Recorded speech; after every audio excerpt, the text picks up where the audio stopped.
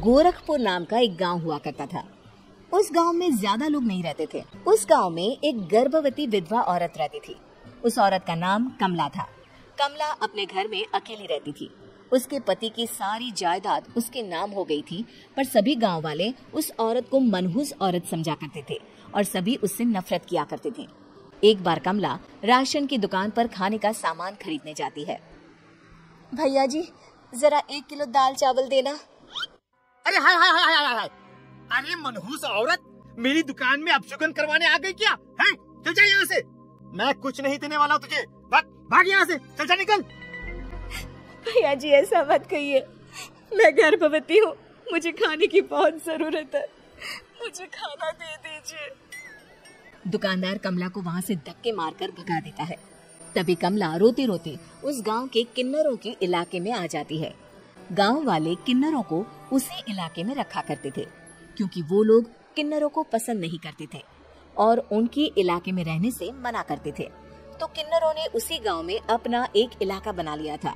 जब किन्नर लोग देखते हैं कि एक गर्भवती महिला रोते रोते उनके इलाके में आ गई है, तो सारे किन्नर कमला के पास जाकर उसका हाल पूछने लगते हैं। क्या हुआ बहन, तुम्हारी गर्भवती अवस्था में इतनी बुरी हालत कैसे है? तुम रो क्यों रही हो?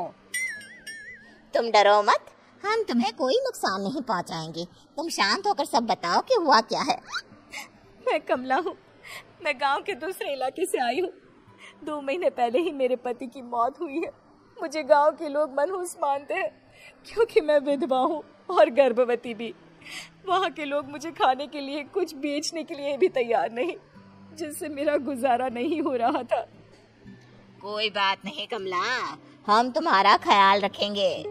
किन्नर लोग कमला को एक खाली घर में रहने के लिए जगह दे देते हैं और उसकी देखभाल भी करते हैं। कुछ ही महीने बाद कमला अपने बच्चे को जन्म देती है, पर अफसोस, कमला बच्चे को जन्म देते ही अपनी जान गंवा देती है। जब सब किन्नर बच्चे को देखते हैं तो बहुत खुश हो जाते हैं, क्योंकि वो बच्चा भी किन्नर ही था। कमला ने एक किन्नर बच्चे को जन्म दिया था। अब इस बच्चे की देखभाल कौन करेगा? हम तो इस बच्चे को गांव के दूसरे इलाके में भी नहीं भेज सकते। और तो क्या हुआ, इस बच्चे की माँ नहीं रही तो हम इसे पालेंगे। अब ये हमारे इलाके में रहेगा, हमारे साथ रहेगा। फिर वो किन्नर उस किन्नर बच्चे को गोद ले लेते हैं, उसका नामकरण कराते हैं। उस किन्नर बच्चे का नाम शक्ति रखा जाता है। देखते ही देखते शक्ति बड़ी होने लगती है। उसके रंग रूप बहुत सुंदर थे। वो बहुत सुंदर किन्नर दिखती है। एक दिन शक्ति एक किन्नर से पूछती है, माँ जी सुनिए ना, ये गांव के दूसरे इलाके में भी तो लोग रहते हैं, तो हम वहाँ क्यों नहीं जाते? हम उनसे अलग क्यों रहते हैं? शक्ति, क्योंकि वो लोग हमारे जैसे नहीं, वो लोग हमें पसंद नहीं करते, इसीलिए हम उनसे अलग रहते हैं। क्यों? वो हमें क्यों पसंद नहीं करते? मुझे एक बार उस इलाके में जाना है, मैं एक बार वहाँ जाकर घूम कर आऊँ। शक्ति, खबरदार, जो तू उस इलाके में कभी भी गई तो अपनी जान नहीं गंवाना चाहती तो उस इलाके में कभी कदम भी नहीं रखेगी, समझी? इतना कहकर वो किन्नर वहाँ से चली जाती है। शक्ति उस किन्नर की बात सुनकर बहुत रोती है। माँ जी ऐसा कैसे कह सकती है? उन्होंने इतनी सी बात के लिए मुझे इतना डांटा। अब तो मैं उस इलाके में जरूर जाऊंगी। फिर एक दिन शक्ति गांव के दूसरे इलाके में चुपके से जाती है। ये लोग तो हमारे जैसे ही इंसान है, तो ये हमसे नफरत क्यों करते हैं? जब शक्ति उस इलाके में पहुंचती है तो गांव के सारे आदमी उसके रूप से मोहित हो जाते हैं। वो लोग ये अंदाजा नहीं लगा पाते कि वो किन्नर है। शक्ति की सुंदरता देखकर सारे गांव वाले उसकी तारीफ करने लगते हैं। तभी गांव का चक्कर लगाने गांव के जमींदार का बेटा हर्ष वहां पहुंचता है। हर्ष भी दिखने में बहुत सुंदर होता है। जब हर्ष ने शक्ति को देखा तो वो भी उससे मोहित हो गया, और जब शक्ति की नजर हर्ष पर पड़ी तो वो हर्ष को देखकर मोहित हो गई। आपको पहले कभी इस गांव में देखा नहीं। इस गांव में आप नए हैं क्या? जी नहीं, वो मैं बस।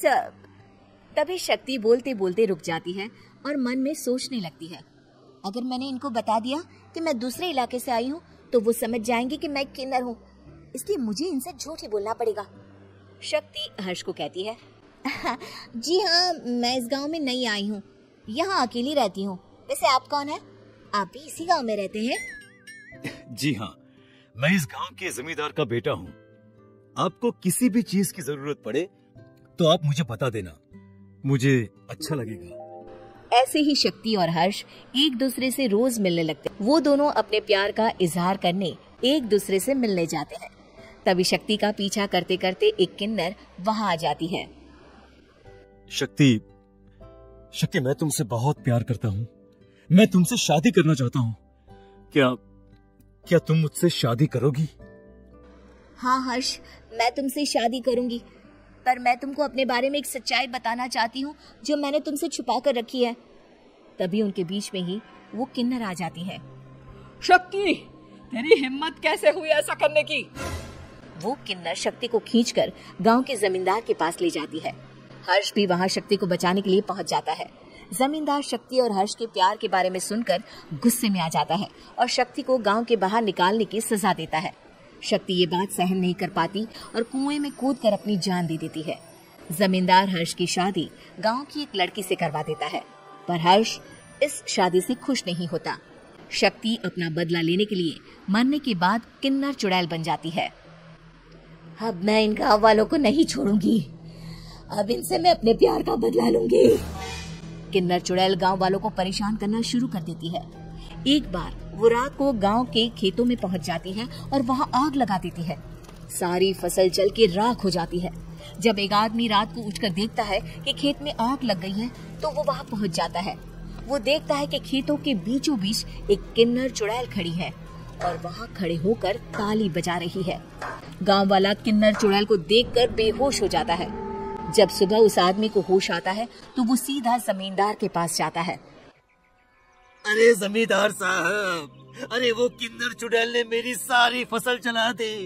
अब मैं क्या करूंगा, क्या होगा मेरा? जमींदार चुड़ैल किन्नर का नाम सुनते ही सब कुछ समझ जाता है। अब वो बहुत डर जाता है। उसी रात को जब जमींदार डर के मारे अपने कमरे में सो नहीं पाता, तभी वहां अचानक से किन्नर चुड़ैल आ जाती है। किन्नर चुड़ैल जोर जोर से जमींदार के आगे खड़ी होकर हंसने लगती है और ताली बजाने लगती है। जमींदार उस डरावनी किन्नर चुड़ैल को देखकर बहुत डर जाता है। तूने मेरे साथ बहुत बुरा किया, अब मैं तुझे जान से मार दूंगी। नहीं, मुझे माफ कर दो, मुझे मत मारो। मैं कभी ऐसा दोबारा नहीं करूंगा।